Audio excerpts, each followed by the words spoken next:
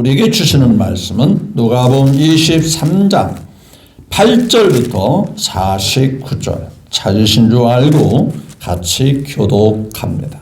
헤롯이 예수를 보고 13절 빌라도가 대제사장들과 관리들과 백성을 불러 모으고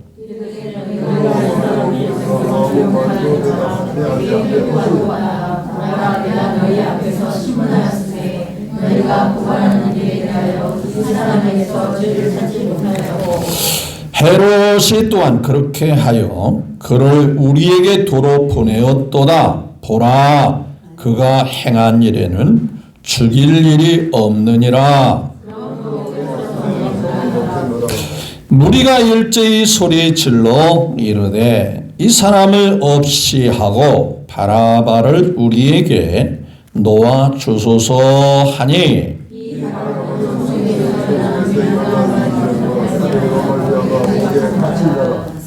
빌라도는 예수를 놓고자 하여 다시 그들에게 말하되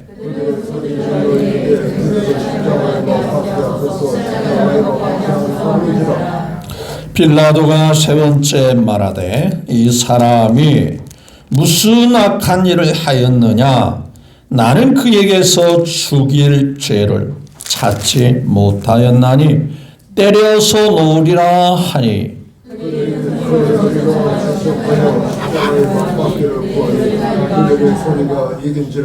이에 빌라도가 그들이 구하는 대로 하기를 언도하고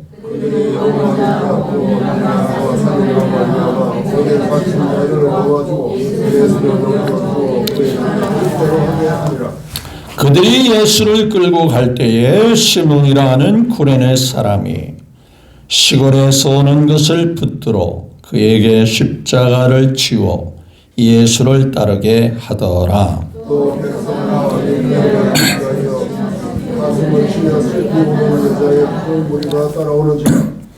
예수께서 돌이켜 그들을 향하여 이르시되 예루살렘 딸들아 나를 위하여 울지 말고 너희와 너희 자녀를 위하여 울라.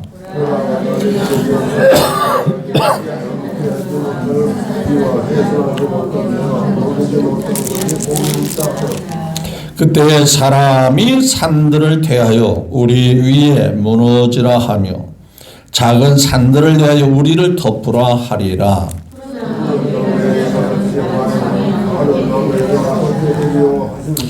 또 다른 두 행악자도 사형을 받게 되어 예수와 함께 끌려가니라.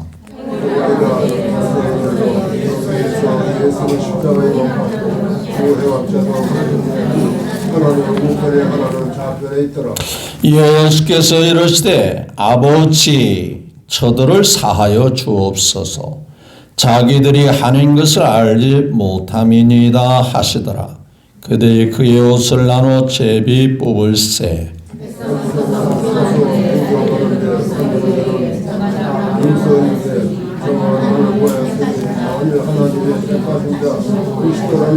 자신도 구원할지어다 하고 군인들도 회롱하면서 나와 신포도주를 주며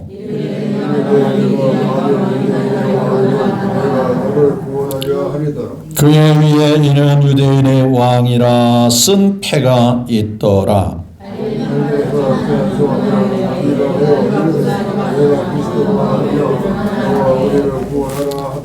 하나는 그 사람을 꾸짖어 이르되 네가 동일한 정죄를 받고서도 하나님을 두려워하지 아니하느냐.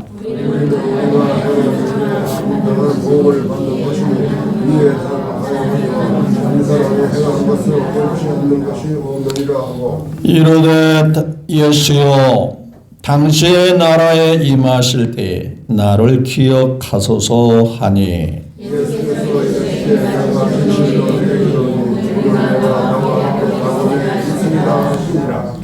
때가 제6시쯤되어 해가 빛을 잃고 온 땅에 어둠이 임하여 제9시까지 계속하며 예수께서 큰 소리로 불러 이르시되 아버지 내 영혼을 아버지 손에 부탁하나이다 하고 이 말씀을 하신 후 숨지시니라.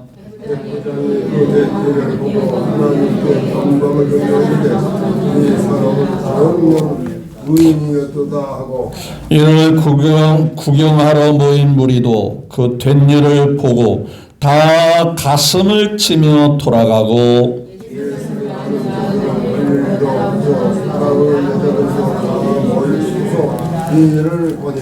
아멘. 네. 13절부터 49절 꽤나 긴 내용을 함께 교독하였습니다. 하지만 이 성경 긴 내용은 우리에게 많은 교훈과 가르침과 믿음을 더 강하게 하는 생명의 말씀이 숨겨져 있습니다. 주신 말씀을 통해서 오늘의 주제는 예수님과 시몬, 구레네 시몬이 진 십자가.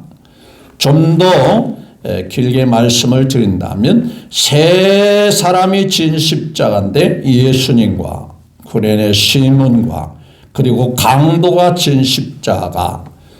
이 칸이 좀 뒤집어서 강도에 대해서는 주제에 좀 뺐습니다만은 제가 말씀을 드리고자 하는 것은 강도까지 포함해서 각자가 진 십자가라는 주제로 함께 은혜를 나누기를 원했습니다. 먼저 예배를 받으시고 이 날을 정하신 하나님께 영광을 크게 올려드립니다. 또한 하나님은 우리에게 복 주시기를 원하셨어요. 에덴 동산을 만드시고 세상의 모든 만물을 지으시고 그들에게 모든 것을 다스리고 누리라고 말씀하셨어요.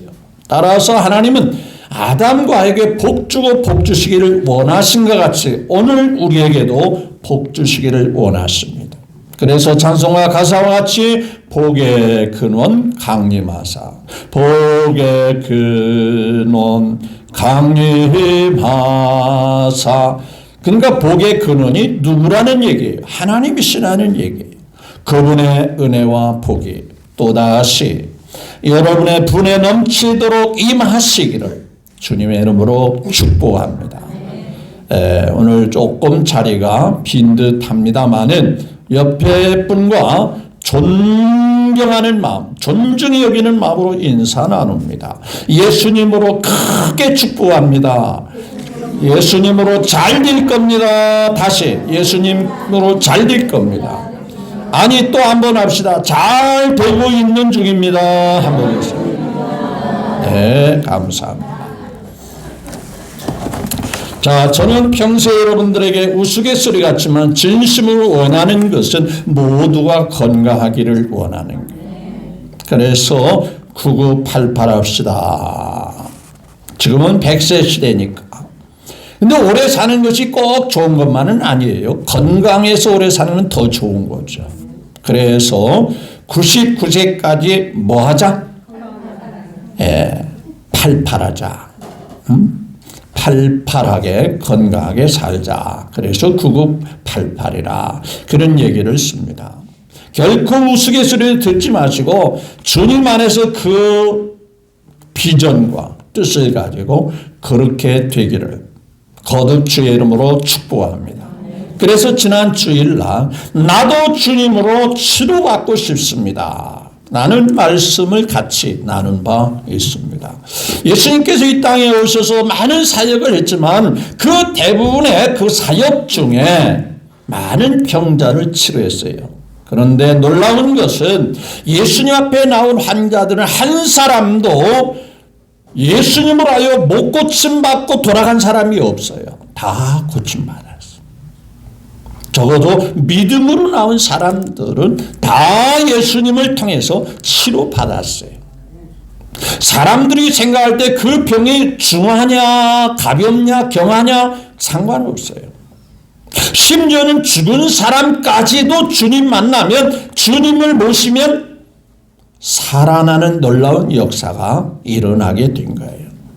혹 믿음이 없는 사람, 혹 불신자 이렇게 말하죠. 말도 안 되는 소리 하지 마라. 죽은 자가 어떻게 살아나느냐. 더더군다나 죽어서 그 시신이 냄새가 날 정도면 도저히 불가능한데 어떻게 살아난단 말이냐라고 우스갯소리같이, 아니면 우리를 비웃는 투로 말하지요. 하지만 우리가 믿는 하나님은 전능하십니다. 못하실 것이 없으십니다. 없는 것도 있게 하시고 불가능을 가능케 하시는, 따라서 주님 만나기만 하면 사람이 불가능하다고 여기는 그 어떤 것도 주님으로 해결되어지고 이루어지는 것을 믿으시기를 축복합니다. 그게 엉터리가 아니에요. 할 수 있거든요. 무슨 말이냐. 믿는 자에게 능히 하지 못할 일이 없다라고 말해요. 왜 부정적인 생각을 갖고 있느냐. 왜 안 된다라는 생각을 고정적인 마음으로 갖고 있느냐. 된다고 생각해라 라고 말합니다. 될 수 있다라고, 할 수 있다라고, 가능하다라고 왜 그런 믿음이 없냐라고 말하는 거예요. 그래서 내 믿음대로 될지어다라고 말씀하죠. 히스기야는 당장 죽을 상황에 처해 있는데도, 야, 너 이제 죽어. 그러니까 이혼해. 그리고 삶을 정리해. 사람이 갑자기 주면 안 되잖아요. 그래도 하나님께서 여유를 두고 너 죽을 거니까 주변에 좀 정리 좀 해. 인수인계도 좀 하고. 그런데 히스기야는 그런 와중에, 그런 상황에서 하나님 더 살고 싶어요. 제가 할 일이 있습니다. 하나님을 위해서 뭔가 이 나라를 위해서 할 일이 있습니다. 그냥 평범한 기도가 아니었어요. 눈물을 보이면서 오로지 사람들에게 도움을 요청하지 않고 벽을 향했다고 하는 것을 오로지 주님만 생각하고 주님만 바라보는 그런 심정으로 간절히 기도했더니 죽게 된다라는 그 말씀이 바뀌어져서 너 15년 더 살겠게. 15년이라는 횟수는 짧으면 짧다 할 수도 있지만 또 꽤나 15년이라는 세월은 또 길기도 합니다. 당장 죽을 사람이 15년 더 산다면 귀한 거 아니겠어요? 하나님의 역사임을 성경은 분명히 보여주었습니다. 그래서 저는 여러분 모두가 건강하셔서 하나님 앞에 영광도 돌리고 그 병원의 신세를 지지 않는 팔팔한 건강 자신 있게 살아가는 그런 분들이 되기를 정말 소원하는 거예요. 아니 그렇게 되기를 정말 배후에서 끊임없이 기도하겠습니다.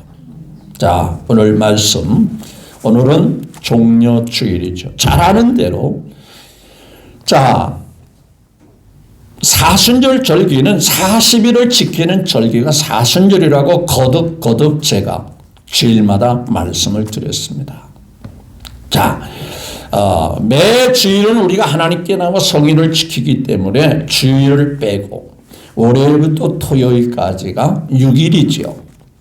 자, 40일을 계산하다 보면 6일을 6주하고 며칠이 더 있어야 되죠? 66, 36에다가 40이 되려면 며칠을 더 보태야 돼? 4일을 더 보태야 돼.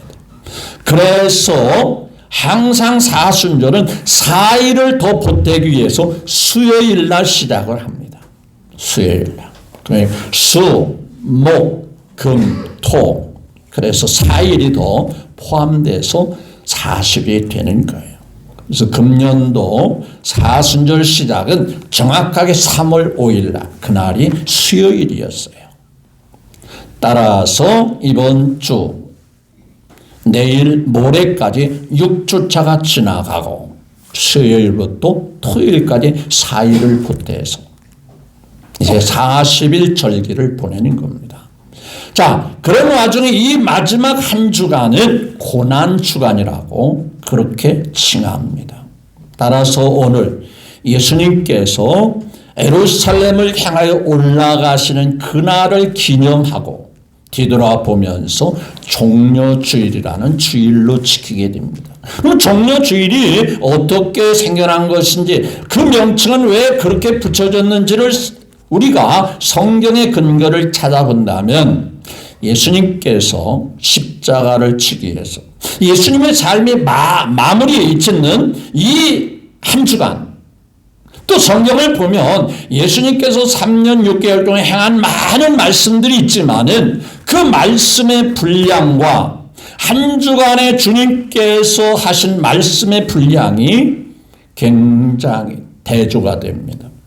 다시 말하면 한 주간 동안에 쏟아놓으신 말씀이 굉장히 분량이 많습니다. 3년 6개월 동안에 하신 말씀도 귀하지만 한 주간 동안에 행하신 말씀들 굉장히 분량이 많아요. 성경의 페이지 수를 따져도 이 한 주간에 주신 기록한 말씀들이 꽤나 많습니다. 그만큼 비중이 있다는 얘기예요.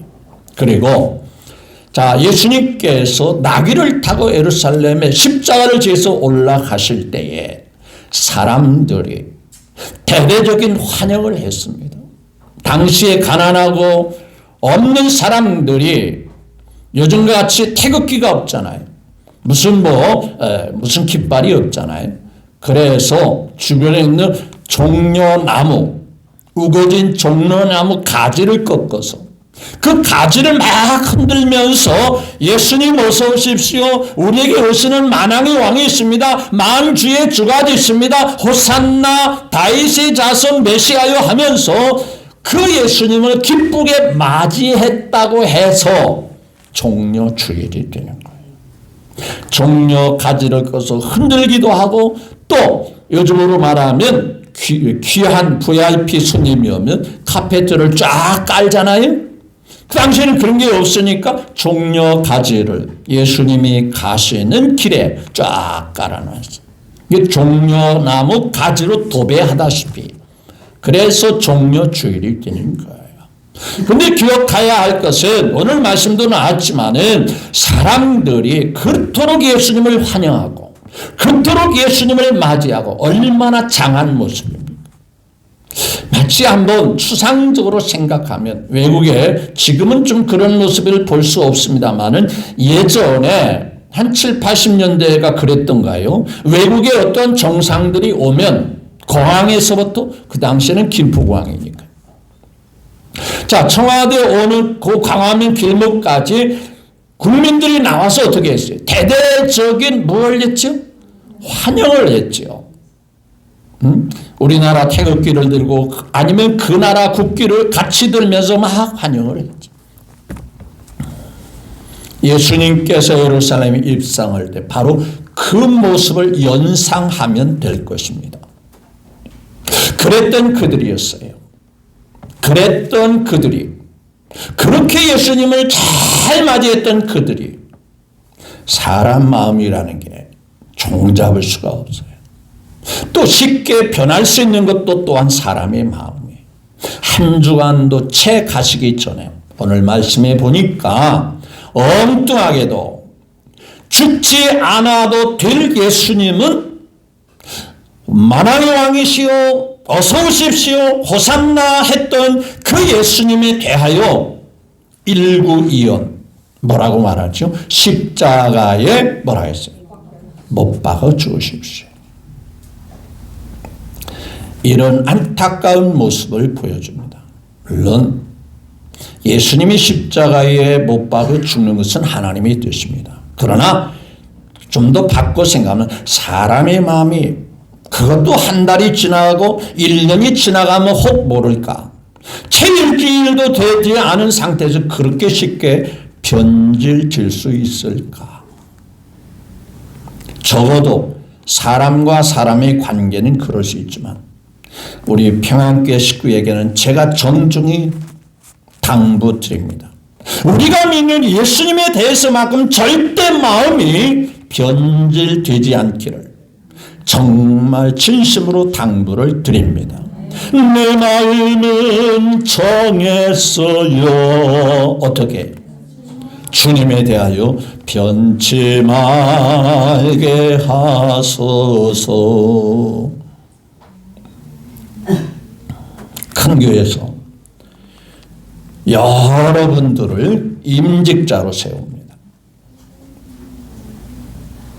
초전자로부터 시작해서 세월이 지나가서 집사님을 거치고 또 권사님이 되기도 합니다. 또 남자분들은 집사님을 거쳐서 안수 집사님, 장로님이 됩니다.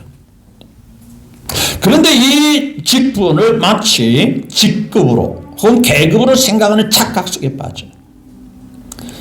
어떤 분은 제가 그래도 목회 연륜이 있다 보니까 노예서나 어느 기관에서 고참 소리를 듣습니다.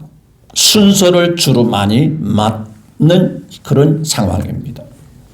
직분자들에게 당부합니다. 오늘에 받는 이 직분, 오늘의 하나님으로부터 받는 이 고귀한 직분 절대로 변치 마십시오. 변하지 마십시오. 왜냐? 그분들의 고백을 들으면 목사님, 저희들은 자격이 없습니다.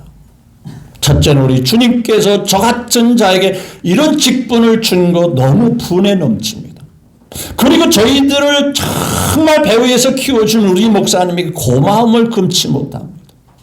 첫째는 우리 주님에게, 둘째는 우리 담임 목사님에게 너무 고맙고 감사합니다. 그래서 저희들이 당부합니다. 그런 마음, 그런 간절한 마음, 그런 고마운 마음 변치 마십시오. 바뀌어지지 않기를 바랍니다. 그게 권면 내주는 축사 내용이 주로 그렇습니다.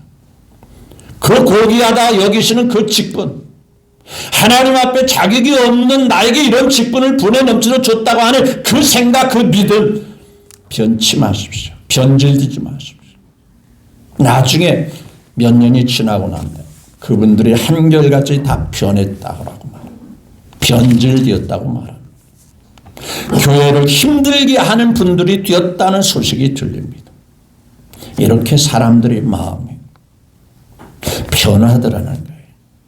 아니, 우리 평안교회 식구들은 주님에 대해서 정말 변하지 않기를 주님의 이름으로 당부드립니다. 언제까지요? 10년까지요? 아니. 주님이 불러주시는 그날까지. 그날이 길지 않아요. 우리의 삶이 언제 끝날지 모르기 때문에 그날까지 장시간에 걸쳐서 내 마음 정말 주님 앞에 변치 않게 하옵소서. 주님 사랑해요.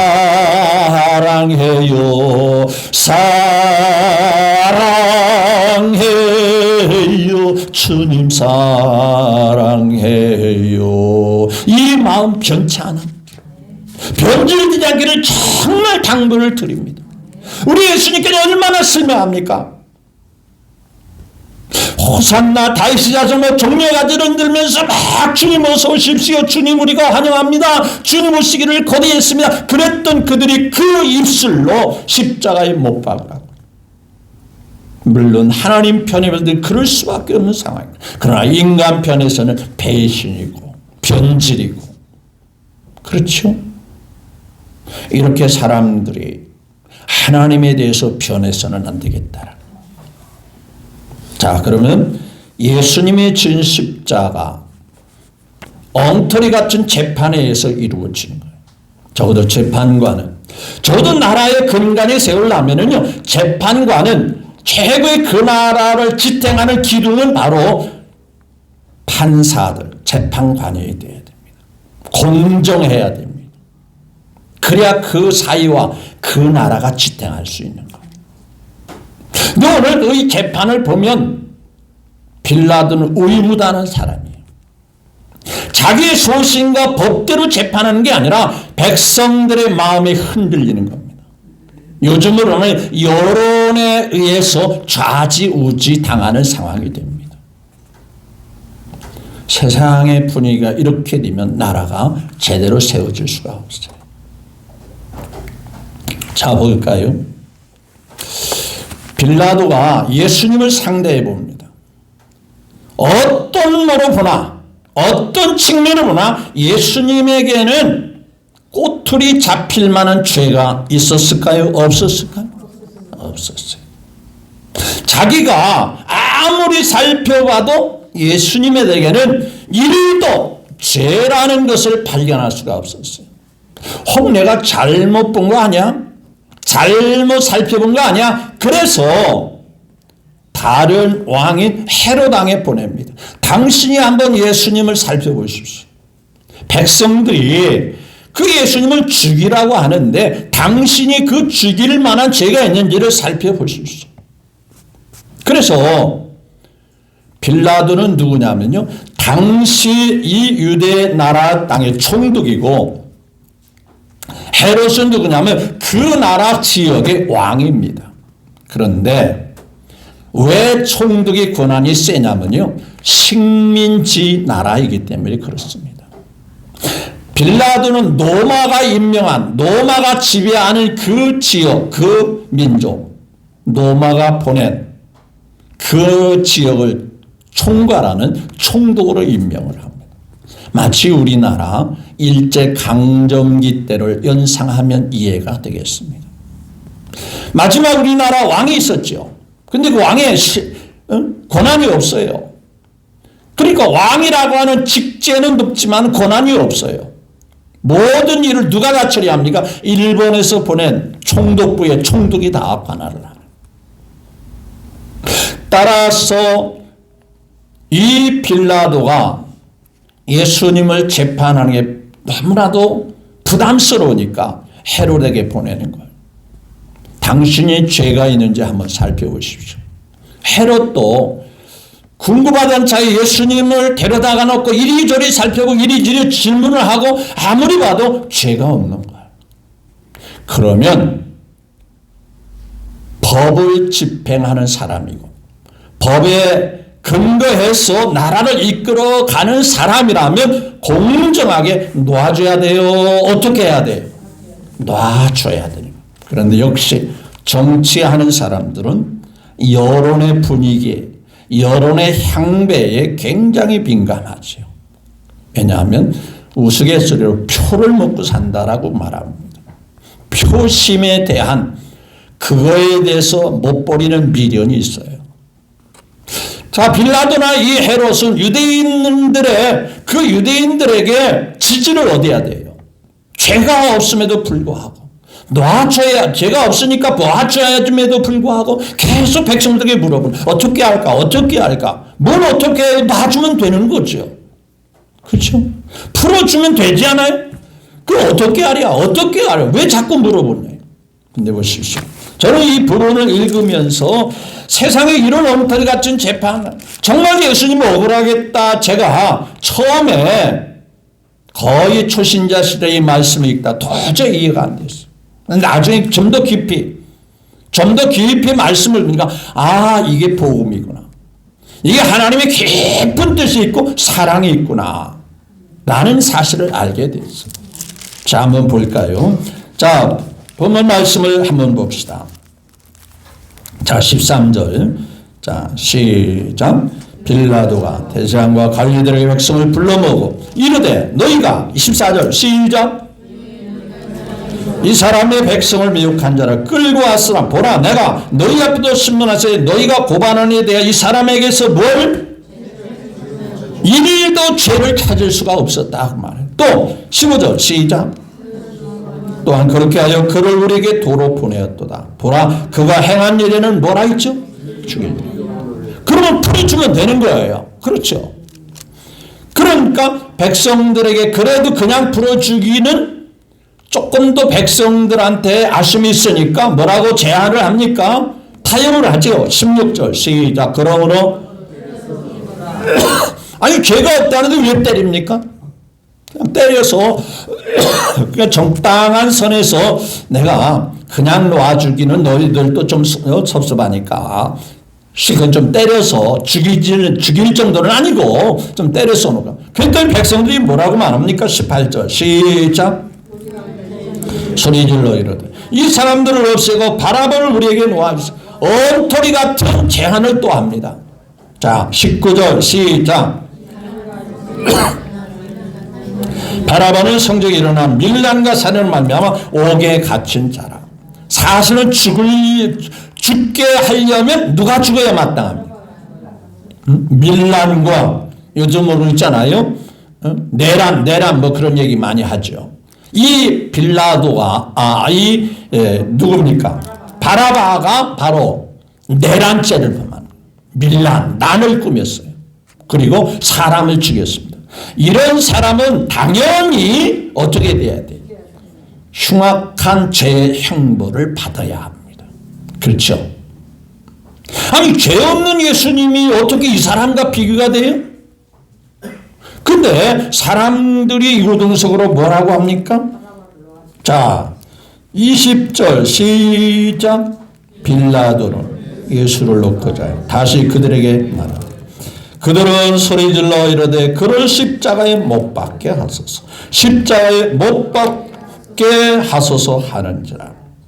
자, 다시 22절 시작. 빌라도가 세 번째 말. 이 사람이 무슨 악한 일을 하였냐? 나는 그에게서 뭐라 했죠? 아니, 죄를 죽일 죄까지는 찾을 수가 없어. 그러니까 너희들이 뭐 죽이려고 하지만은 너희들에 대한 걸 묵살할 수는 없으니까 적당한 선에서 그냥 해결하자. 그래서 뭐라고 그랬어요? 때려서 놓으리라. 그랬더니 그들이 뭐라고 그래요? 23절 시작. 이에 큰 소리로 제쳐가여 십자가에 못 박기를 구하니 그들의 소리가 이긴지라. 다수의 사람들이, 그리고 요즘은 보니까 목소리 큰 사람이 무슨 고난이 있는 것 같이 그러잖아요. 다수의 사람들이 아닙니다 십자가에 못 박습니다. 그들의 소리가 합창과 같이 우렁차니까 그 소리가 이겼다라고 말합니다. 그래서 24절에 시작. 빌라도가 그들이 구하는 대로 하기를 언도하고. 자기 소신이 없습니다. 법대로 하라는 기준이 없어요. 백성들이 원하니까 그렇게 하기로 언도하고, 오히려 죽어야 할 누구는, 자 25절 시작. 그들의 요구하는데 그 밀란과 살해로 말미암아 옥에 갇힌 자를 놓아주고 예수는 넘겨주어 그들의 뜻대로 하게 하니라. 세상에 이런 엉터리 재판을 하게 됩니다. 정의를 부르짖는 사람은 울분을 참지 못하는 재판의 결과죠. 그렇죠? 어떻게 마땅히 죽어야 할 바라바는 살려주라 하고, 정말 살려줘야 하시는, 억울하게 당하신 예수님을 풀어줘야 하는 예수님은 죽게 만드느냐. 그것도 재판석에 앉아있는 빌라도가 그런 일을 행하더라고요. 기억하십시오. 예전에 CF 광고에서 보면 한 번 선택은 몇 년 좌우한다 했죠? 몇 년 좌우한다. 옛날에 세탁기인가 냉장고가 선전할 때 몇 년 좌우해? 이 빌라도의 잘못은 선택은 영원히 잘못된 선택. 그 후회가 이만저만이 아닐 거예요. 제가 그래서 우스갯소리로 우리가 모여서 예배 드릴 때마다 사도신경을 믿음으로 고백하죠. 반드시 거론하는 이름이 한 사람이 있어요. 누구예요? 빌라도가 이 예배 때마다 이 땅에 이 지구에서 일어난 모든 사람들의 입에서 누가 죽었다? 누구 때문에 죽었다? 그 말을 들을 때마다 얼마나 괴롭겠어요. 얼마나 힘들겠어. 내가 그때 그런 선택을 하지 말았어야 되는데, 내가 총독의 자리에 앉았을 때 그런 잘못된 선택을 하지 말았어야 되는데, 얼마나 땅을 치며 통곡하며 후회하겠어요. 저는 이 장면에 대하여 우리도 신중한 선택을 정말 해야 되겠다는 것을 다시 한번 강조하고 싶어요. 아니, 그때는 그럴 수밖에 없다. 변명이 통하지 않습니다. 적어도 영적인 것에 대해서만큼은 잘못된 선택은 영원히 그 결과에 대해서 자기가 고스란히 책임을 져야 하는. 그래서 제대로 된 선택, 아름다운 선택, 하나님이 기뻐하는 선택이 정말 우리에게 필요합니다. 믿으시면 아멘. 우리는 순간순간 수많은 선택의 기로에 서 있어요. 그렇죠? 어떤 선택을 할 것이냐. 적어도 하나님을 믿고 사는 저와 여러분들은 믿음 안에서의 선택은 정말 신중하게 잘 선택을 해야 돼요. 자, 다시 돌아와서 이 엉터리 재판이 왜 복음인가를 제가 깨달았다고 앞서 말씀을 드렸어요. 이 바라바 예수님, 예수님과 바라바, 바라바와 예수님, 이런 엉터리가 어디 있어요? 그런데 이게 바로 하나님의 뜻이었다라는, 이게 바로 복음이었다라는 거예요. 우리는 빌라도를 손가락질합니다. 세상에 저런 못된 놈을 왜 풀어주냐고, 왜 저런 죽어야 할 사람을 왜 살려주냐고 그렇게 외칠 겁니다. 그런데 말이죠, 좀 더 성경을 깊이 묵상해 보면 그 바라바가 바로 저와 여러분이 드러나는 거예요. 저와 여러분을 살리기 위해서 죄 없는 누가 죽으셔야 되는 거예요? 예수님이 죽으셔야 돼요. 다시 말하면 인간들이 지은 죄는 바라바같이 온갖 죄를 다 지었어요. 숨겨진 죄, 말로 형용할 수 없는 많은 죄들을 지었습니다. 나뿐만 아니라 이 땅에 사는 많은 인간들은 바라바와 같이 흉악한 죄를 지었습니다. 그런 인간까지도 누가 되시는 거예요? 모두가 죽어야 할 자리에 누가 대신 죽으시는 거예요? 예수님이 되죠. 여러분, 이 한 가지만 깨달아도 우리는 감사하고 너무 하나님의 사랑이 벅차오릅니다. 바라바 같은 내가 죽어야 할 자리에 누가 대신 죽었다? 누가 값을 치르기 위해서 대신 죽으신다? 예수님이 대신. 그래서 예수님의 십자가 아름다운 겁니다. 죽어야 할 죄가 있어서 죽은 것이 아니라 내가 죽어야 할, 내가 하나님 앞에 값을 치러야 하는 이 죽음의 엄청난 대가를 예수님이 대신 십자가를 치르기 위해서, 대신 죽으시기 위해서 예수님이 죽으십니다. 그래서 이 고난주간의 의미가 대단히 중요하다는 얘기예요. 예수님이 지은 십자가는 사랑이 담겨있는 십자가예요. 사랑과 은혜가 담겨있는 십자가입니다. 마치 자식을 성공을 위해서 온갖 고생하는 부모의 헌신과 희생과 같이 그보다 몇천 배 귀하신 예수님의 사랑으로 우리를 구원시키기 위해서, 우리를 하나님의 자녀로 만들어 가게 하기 위하여 예수님이 십자가를 지셨다는. 그래서 요한복음 3장 16절에 하나님이 세상을 이처럼 사랑하사, 그 세상 안에 저와 여러분들이 다 들어있어요. 이처럼 사랑하사 독생자를 주셨으니 이는 그를 믿는 자마다 멸망치 않고 영원히 저주와 고통과 괴로움을 당하는 멸망치 않고 영생을 얻게 하심이라. 예수님이 대신 십자가를 지은 이유가 바로 그거예요.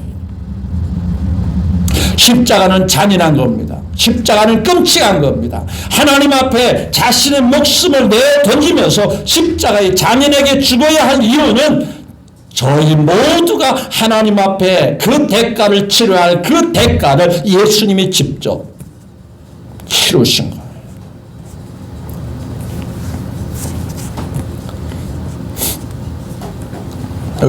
지난 주간에 뉴욕에서 일가족이 헬기를 타고 관광하다가 헬기를 타기 전에 웃으면서 가족 사진을 찍었어요. 헬기를 타고 시내를 관광하고 아름다운 강가를 관광하다 헬기가 추락해 일가족이 다 목숨을 잃었습니다. 안타까운 소식이었죠. 우리나라가 아니고 미국에서 있었던 얘기예요. 이런 사건이 있었어요.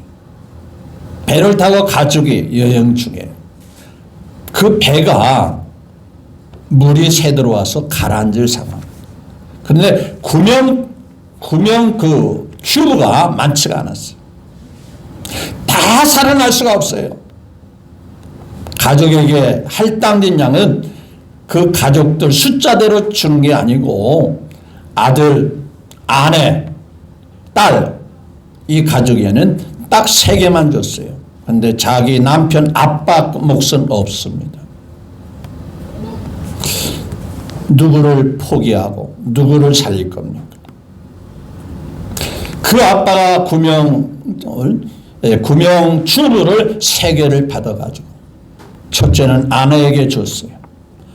또 한 개는 아들에게 줬어요. 또 한 개는 딸에게 줬어요. 누구 것은 없죠? 본인 것은 없습니다. 그러면서 이렇게 말합니다. 후에 아빠가 어디 있냐고 묻는다면, 나중에 가물가물 잊어버릴 때 아빠가 왜 이 자리에 없냐고 물을 때에 너희들을 살리기 위해서 아빠가 대신 죽었노라고 이 사실을 전해줘라. 그렇다. 내가 살기 위해서 이 주부를 너희에게 줄 수 없지만 내가 죽어야 너희들이 살기 때문에. 물론 그와 같은 비유로, 그와 같은 얘기로 예수님의 죽음을 비교할 수는 없습니다. 하나님의 아들이십니다. 죽어야 할 이유가 없습니다. 이 땅에 오실 이유가 없습니다.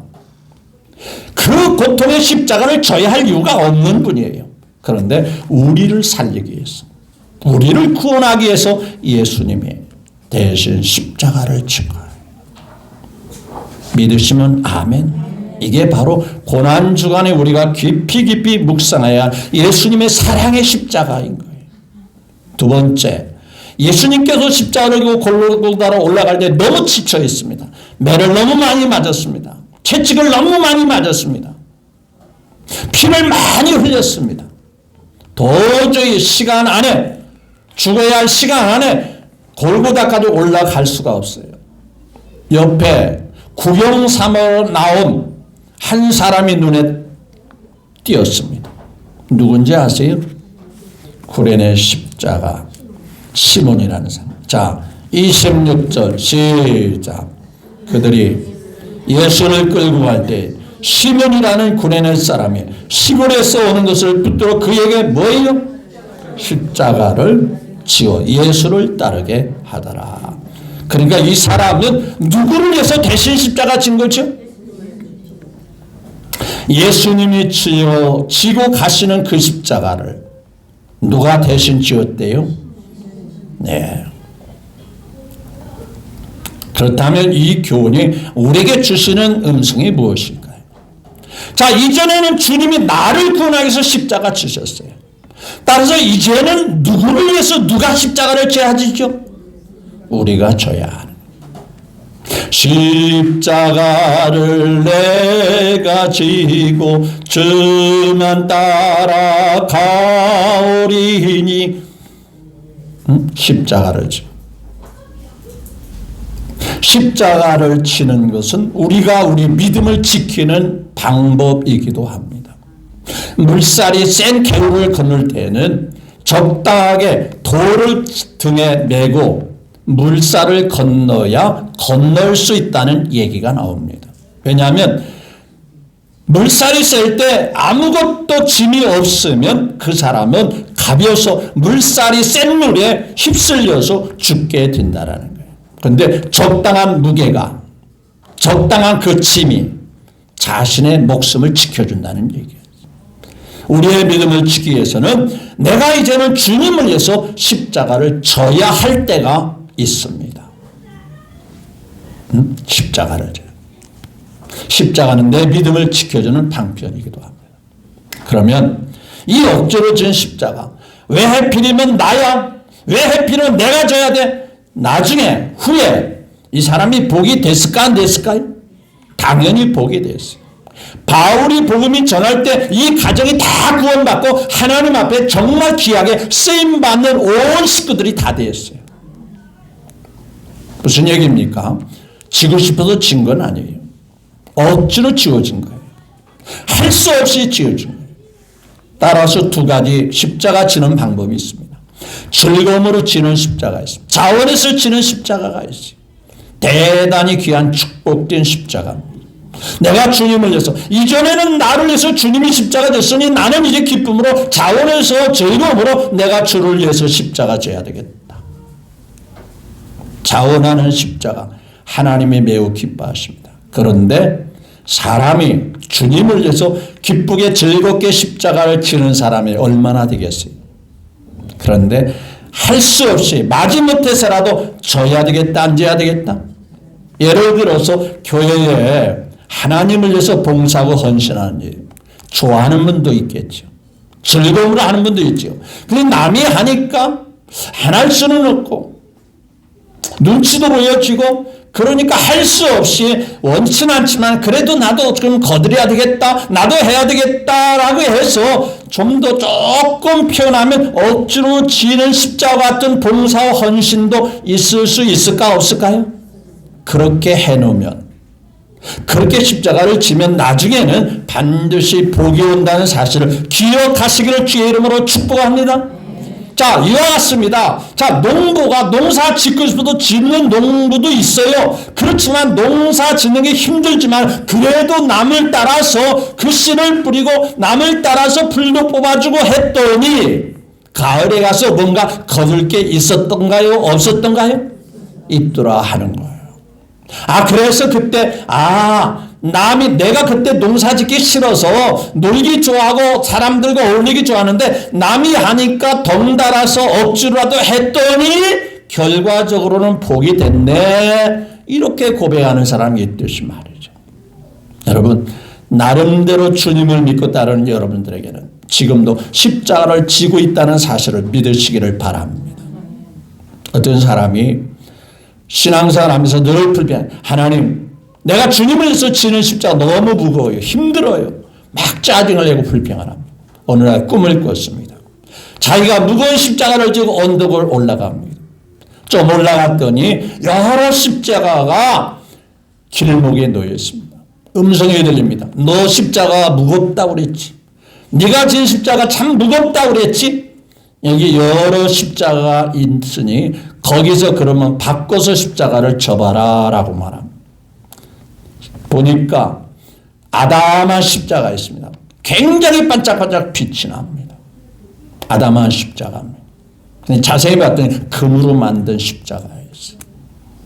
야, 이거 좋다. 이거 아담하고 좋네. 반짝반짝 빛나네. 그래서 그 십자가를 딱 지려고 했더니 가볍지요? 금이 가볍지요? 왜 대답을 안 하십니까? 굉장히 무겁습니다. 정말 포기할 수 없는 금으로 만든 십자가지만 도저히 질 수가 없어요. 자기가 진 십자가 훨씬 가벼운 거예요.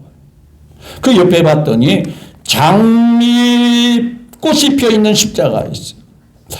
이 꽃 향기도 좋고 꽃도 아름답고 그래서 그 십자가를 딱 지려고 했더니 장미 속에 뭐가 있죠? 가시. 도저히 질 수가 없어요. 그래서 금 십자가도 내려놓고 장미꽃 십자가도 내려놓고 결국은 무슨 십자가를 졌을까요? 자기가 지금까지 진 십자가 제일 나한테 맞는구나. 그때부터 불평하고 원망하지 않고 쭉 신앙생활을 했다라고 하는 이야기가 있습니다. 여러분, 지금 여러분들에게 당한 환경이 가장 좋은 십자가, 가장 좋은 은혜인 줄 믿으시면 아멘. 불평하지 마십시오. 자, 시간이 많이 지나갔지만 한마디만 더 하고 마치겠습니다. 강도들이 십자가 당했습니다. 십자가를 졌습니다. 오른편 왼편에 예수님 중간에 십자가를 졌습니다.